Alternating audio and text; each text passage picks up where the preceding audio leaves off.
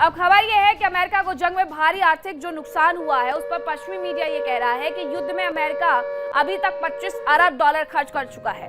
हालांकि ये बार-बार आंकड़े थोड़े से डिफरेंट नजर आते हैं, भिन्न नजर आते हैं। कहीं 25 अरब कहा जा रहा है, कहीं 30 अरब कहा जा रहा है, लेकिन नुकसान अमेरिका को इस युद्ध में सबसे ज्यादा हुआ है। नासा का सालाना बजट जो है वो लगभग इसी बराबर है उसकी राशि, और इतना इन्होंने इस युद्ध में बर्बाद कर दिया, स्वाहा कर दिया है। नासा के सालाना बजट के बराबर 25 अरब डॉलर की राशि जो कि अमेरिका ने नुकसान कर दी इस युद्ध में। एक और खबर है कि यूएस ईरान तनाव का अंतरराष्ट्रीय बाजार पर असर देखने को मिला है। 4 साल में सबसे ऊंचे स्तर पर कीमतें पहुंचनी शुरू हो गई है और ब्रेंट क्रूड ऑयल की कीमत $125 प्रति बैरल पहुंच गई है। हॉर्मुज पर चल रहे तनाव से कीमतों में लगातार इजाफा हो रहा है। ब्रेंट क्रूड ऑयल की कीमतें युद्ध से पहले जो 80-90 हुआ करती थी वो बढ़कर के $125 प्रति बैरल हो गई है। ईरान बहुत पहले इस बात को कह भी चुका था कि अभी तो आप देखिए स्थिति क्या कैसे बद से बदतर होती है और हम इसे $500 प्रति बैरल तक लेकर के जाएंगे, और अगर अमेरिका इसी तरीके से डट करके हॉर्मुज में बैठा रहा तो ये आने वाले दिन में होगा। अगर अमेरिका ये कहता है या पूरी दुनिया ये कहती है कि ईरान हॉर्मुज पर अपनी दादागिरी नहीं चला सकता है, तो अमेरिका कतई नहीं चला सकता है। अमेरिका धीरे धीरे धीरे पश्चिमी एशिया की तरफ बढ़ने की कोशिश कर रहा है मिडिल ईस्ट के माध्यम से, और अगर वो यहां से अपनी नाकेबंदी नहीं हटाएगा तो ये दुनिया भर के लिए अच्छी खबर नहीं है, खासतौर पर पश्चिम एशिया के लिए, क्योंकि अमेरिका वहां पर अपनी मन मर्जी के मुताबिक कभी भी टोल को ऊपर नीचे करेगा। अमेरिका वहां पर किसी भलाई के लिए नहीं बैठा हुआ है, बल्कि वो चाहता है कि हम ईरान से 440 किलोग्राम यूरेनियम नहीं ले जा पा रहे हैं, हम ईरान से उनके तेल ठिकाने नहीं छीन पा रहे हैं, तो कम से कम हॉर्मुज तो अधिकार हम कर ही ले, जहां से पूरी दुनिया का व्यापार होता है, और पूरी दुनिया के व्यापार पर सीधे सीधे अमेरिका को नजर रखने की जगह मिल जाएगी। मिडिल ईस्ट में जंग अमेरिका के लिए बेहद भारी साबित हो रही है। अमेरिका के करोड़ों के संसाधन मिसाइल से बर्बाद हो गए हैं। अमेरिका की साख कमजोर हुई सो अलग, और बड़ी बात यह है कि जीत भी हासिल उसे नहीं हुई है।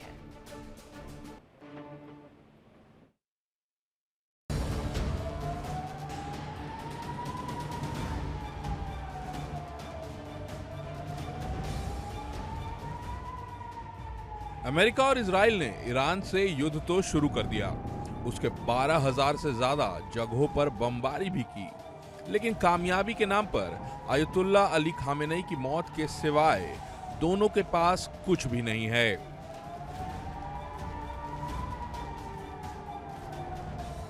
अमेरिका ने मिडिल ईस्ट में मौजूद अपने सैन्य ठिकानों और मित्र देशों के साथ ही इजराइल की सुरक्षा में एयर डिफेंस सिस्टम तैनात किए। थार्ड और पेट्रियट जैसे एयर डिफेंस सिस्टम और उनकी अरबों रुपए की मिसाइलें तैनात की गईं। इजराइल की सुरक्षा में तो डेविड स्लिंग डिफेंस सिस्टम भी लगाया गया।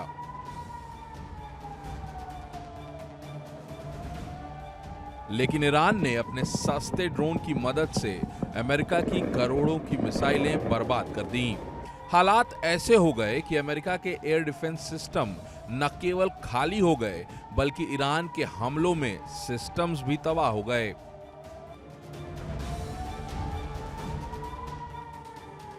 खबरों के मुताबिक पेंटागन का दावा है कि अमेरिका ईरान युद्ध पर अब तक $25 बिलियन खर्च हो चुके हैं।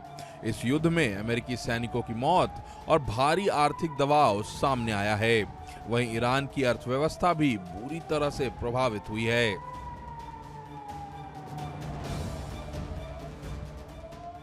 युद्ध की लागत को लेकर पेंटागन का दावा है कि अब तक करीब $25 बिलियन खर्च किए जा चुके हैं। ये नासा के सालाना बजट के लगभग बराबर है।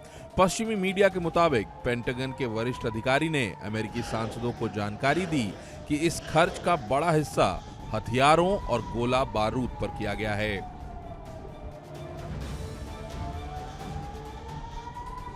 हालांकि यह साफ नहीं किया गया कि इस राशि में भविष्य के खर्च जैसे नुकसान की भरपाई शामिल हैं या नहीं। इस खुलासे के बाद अमेरिकी संसद में बहस तेज हो गई है। खबरों के मुताबिक रक्षा मंत्री पीट हेग्सेथ ने इस खर्च को सही ठहराते हुए कहा कि अगर इससे ईरान को परमाणु हथियार हासिल करने से रोका जा सकता है तो ये कीमत चुकाना जरूरी है।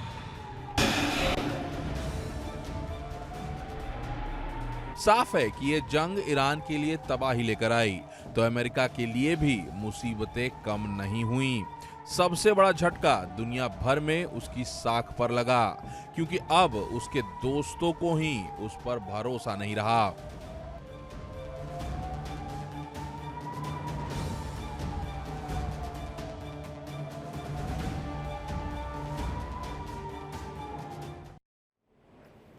यूएस और इजराइल को ईरान के लोगों की चेतावनी देखने को मिली है, जहां राजधानी तेहरान में रैली निकाली गई है। रैली के दौरान एक आराश ड्रोन भी दिखा है, यह भी बताया जा रहा है। तो यूएस और इजराइल को ईरान के लोग लगातार चेतावनियां दे रहे हैं। अब ये चेतावनियां कैसे दे रहे हैं? ये चेतावनी दे रहे हैं सड़कों पर उतर करके, प्रदर्शन करके। हर दिन वहां पर बड़े बड़े प्रदर्शन होते हैं। अब जरा ये प्रदर्शन की तस्वीरें मैं आपको दिखा देती हूँ। हर चौक से ऐसी तस्वीर आज से सामने आती है, जहां लोग बड़ी संख्या में, बड़ी तादाद में इकट्ठे होते हैं। अमेरिका और इजराइल के खिलाफ विरोध में अपनी आवाज ऊंची करके उन्हें पहुंचाने की कोशिश भी करते हैं, अपने प्रदर्शन के नारों के माध्यम से, स्लोगन के माध्यम से। और ये तमाम तस्वीरें अमेरिका और इजराइल के लिए इसलिए बेहद महत्वपूर्ण हो जाती है क्योंकि अमेरिका और इजराइल लगातार ये कहता रहा ईरान की जनता से कि आप सड़कों पर उतरिए, प्रदर्शन करिए अपनी सरकार के खिलाफ। लेकिन लोग उतर रहे हैं, प्रदर्शन भी कर रहे हैं, लेकिन अपनी सरकार के साथ खड़े होकर के। अब इसी बीच एक और बड़ी खबर आ रही है, वो भी आपको बता देते हैं, जहां बताया ये जा रहा है कि केरमान शहर में हजारों लोग इकट्ठे हुए हैं। ये हजारों लोग केरमान शहर में इकट्ठे हुए हैं। लोगों ने अमेरिका और इजराइल को इस दौरान चेतावनी भी दे दी है। यहाँ पर भी प्रदर्शन किए जा रहे हैं। इजराइल और अमेरिका को कहा गया है कि अयातुल्ला अली खामनेई और सुलेमानी की तस्वीर दिखा करके कि हम इनके साथ खड़े हुए हैं। सीधा संदेश उनकी तरफ से दिया गया है।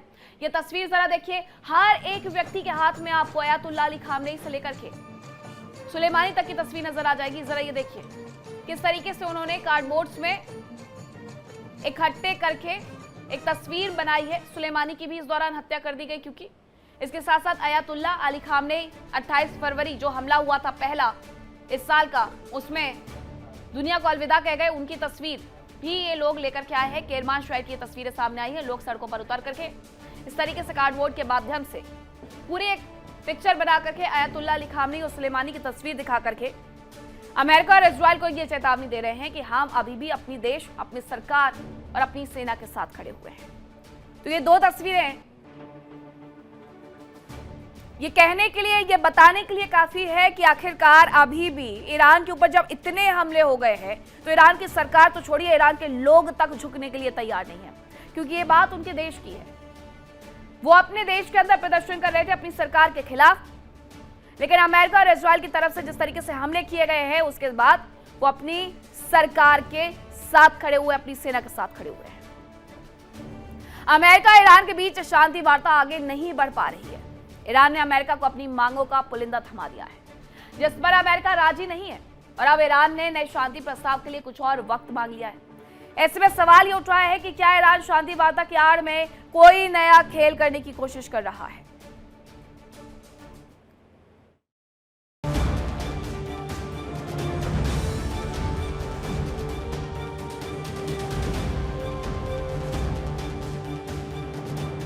ईरान और अमेरिका के बीच शांति समझौता करवाने की कोशिशें जारी है।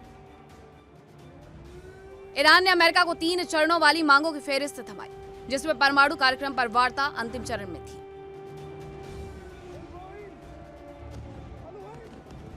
खबर है कि अब ईरान ने नया शांति प्रस्ताव तैयार करने के लिए और वक्त मांगा है। खबरों के अनुसार ईरान की ओर से तर्क दिया गया है कि सुप्रीम लीडर से हरी झंडी का इंतजार है।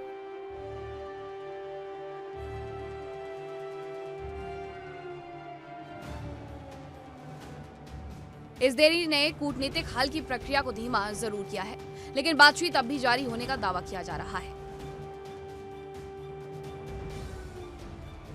रिपोर्ट्स के मुताबिक मध्यस्थों को उम्मीद थी कि ईरान जल्द ही नया प्रपोजल देगा, लेकिन अब तेहरान ने इंटरनल बातचीत और सुझावों का हवाला देते हुए कुछ और समय मांगा है।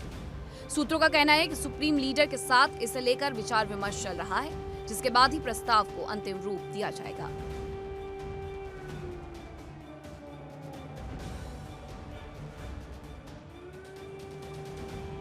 ईरान के विदेश मंत्री अब्बास अराक्ची पाकिस्तान गए, ओमान गए, रूस गए तीनों जगह उन्होंने शांति वार्ता और जंग से संबंधित हालात पर चर्चा की, लेकिन सीधे अमेरिका से बातचीत करने की जरूरत नहीं समझी। ईरान ने प्रस्ताव ऐसा दिया जिस पर अमेरिका कभी राजी नहीं होगा और अब नया प्रस्ताव तैयार करने के लिए और वक्त मांगा जा रहा है। ईरान ने सुप्रीम लीडर से सलाह मशवरे का तर्क दिया, लेकिन सुप्रीम लीडर कहां हैं, किस हाल में हैं, इसके बारे में केवल कुछ ही लोगों को जानकारी है। IRGC ही सीधे तौर पर उनके संपर्क में है। माना जा रहा है कि सरकार का कोई नुमाइंदा सीधे तौर पर आसानी से मुस्तफा से मुलाकात नहीं कर सकता। इस वजह से ये प्रक्रिया और भी लंबी खिंचती दिख रही है। इस बीच सवाल ये उठ रहा है कि आखिर ईरान इतना वक्त क्यों ले रहा है। कहीं ऐसा तो नहीं कि ईरान केवल प्रस्ताव तैयार करने और बातचीत की आड़ में समय काट रहा है और इस बीच कोई नया खेल खेलने की तैयारी कर रहा है। ईरान के पास करीब 60% तक संवर्धित लगभग 440 किलोग्राम यूरेनियम है। फिलहाल जंग के बादल ही छाए हैं, धमाके नहीं हो रहे। सवाल यह है कि क्या ईरान संवर्धन प्रक्रिया को आगे परमाणु हथियार बना सकता है।